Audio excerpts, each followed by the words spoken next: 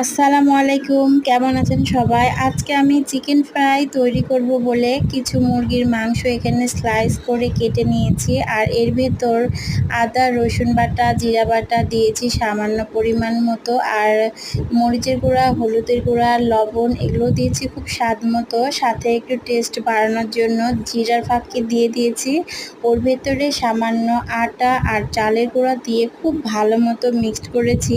কারণ এটা আপনি যতটা সুন্দর করে মিক্সড করবেন চিকেনটা খেতে ততটাই টেস্ট লাগবে। আর এইদিকে আমি আটা শুকনো ওর ভিতরে খুব ভালো মতো মেখে নিয়েছি। আর এইদিকে আমার তেলগুলো প্রায় গরম, আমি তার ভেতরেই প্রতিটা চিকেনগুলোকে দিয়ে আস্তে জালে বেশ কিছুক্ষণ থেকে এগুলোকে ভেজে নেব। কারণ আস্তে জালে যতটা সুন্দর করে ফ্রাই করা যাবে খেতেও ততটা ভালো লাগবে আর খুব মুচমুচে হবে।